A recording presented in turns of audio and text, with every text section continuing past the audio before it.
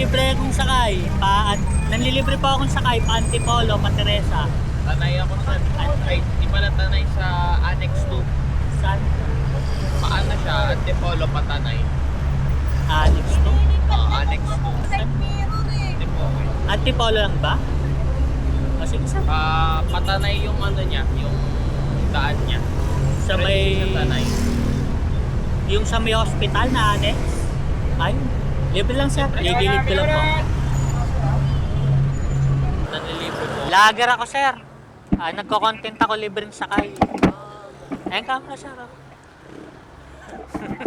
Follow ko kayo, sir. Ha? Follow ko. Sige sir. Doon din kasi ang uwi ko, pauwi na ako. Kahapon nga rin, nag-book po ako dito ng COVID eh. Kasi hindi ako makasakay. Lagi po no. Ito ba yung nagtatrabaho sir? OJT po. OJT. Okay, sir. Okay. Sure po, walang bayad. Libre lang sir. Lagi ako nanlilibre dito sir. Di ba naniniwala sir?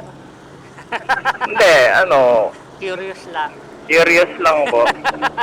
Dati nyo pa po ginagawa yan, sir? Mga siguro, may isang taon na rin siguro. Tagal na rin po. Oo, tapos dito ako madalas. Di naman po kayo nalulugi doon. Hindi, kasi doon din naman ang way ko eh. Kaya ang sinasabay ko lang talaga, pa Antipolo, pa Teresa. malaking tulong po yun sa lahat ng tao, sir. Anong year nyo na sir? 4th year po, sir. Graduating na. Opo. Next year po, next year. Next year pa, hindi Opo. itong taon. Bale, anong oras po kayo nagsisimula bumiyahe sa gabi? Kadalasan sir, mga alas 9 eh. Tapos ganito, alas 5, alas 6 ang uwi ko. Pero pagka kunwari meron na ako nakukuha ang booking na paakyat, hindi na ako nalilibre. Ina-accept ko na. Opo. Pero napakabihira. Sobrang bihira talaga. Kaya madalas talaga may nanlilibre na lang ako kaysa umuwi kung walang sakay. May jowa na ba sir? Opo. May jowa. Ay no, ba may sasabihin ka sa sir, jowa mo sir? Wala? Nahiya ako. Bakit naman? Hindi ako masyadong, Di ako sanay sa sa vlog. I mean, meron naman akong kaibigan na nagpa-vlog, but hindi talaga ako sanay. Parang nakakailang, no? Pagka hindi ka sanay. Ako yung una, grabe, nahiya talaga ako. Hanggang sa na lang, nakasanayan ko na lang. Pero dun sa tanong mo, sir, kung anong gusto kong sabihin sa jowa ko, siguro, aral tayo ng mabuti. See you next year na lang sa graduation. Hirap kasi pag walang pinag-aralan sir, no? Mga may pinag-aralan nga, nahihirapan eh. Paano yung wala pa?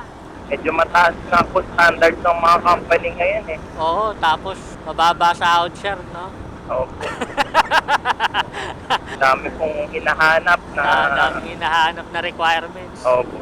Kasi sahod, hindi bagay sa requirements, sir eh. Kung swak lang talaga. Anong course mo, sir? Pharmacy po, sir. Pharmacy. Ano yung mga ano yung mga pwede niyang applyan pagka-graduate? Hospital pharmacy, community, yung mga mercury, ECP. Ano ba, yung pinag-aaralan ba dyan, yung mga gamot, gano'n?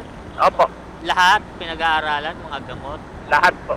Lahat ng gamot sa kung ano-anong sakit. Tsaka kung ano-ano pong mga chemical, pwede rin po kami magtrabaho sa mga ganun, manufacturing. Tinuturo ba yun ba, sir, kung na yung mga chemical na yun? Opo, sir. Kung paano gumawa, ganyan? Opo, tinuturo po yun. Nagko-compound po kami ng mga chemical sa school, sa laboratory, kung ano-ano po. May mga cosmetics, may mga yung ginagamit po sa mga scientific lab. Meron naman po mga medically relevant. Pero mostly, ang focus po kasi ng pharmacy yung sa mga gamot po talaga na ginagamit sa tao. Yan po yung pinaka-importante doon. Para saan? Pinag-aaralan din po namin yung mga halaman na may medical benefits. Opo. Basta lahat po sakop nun. Basta may gamot, sakop po. Sa gamot. Tapos may rin yan, board exam din. Opo. Next year po ako. Ito yun, sir, di ba? Opo, sir. Ayun. Thank you very much po, sir. Bye po. Sticker. Thank you po. Thank you, sir. Thank you, sir.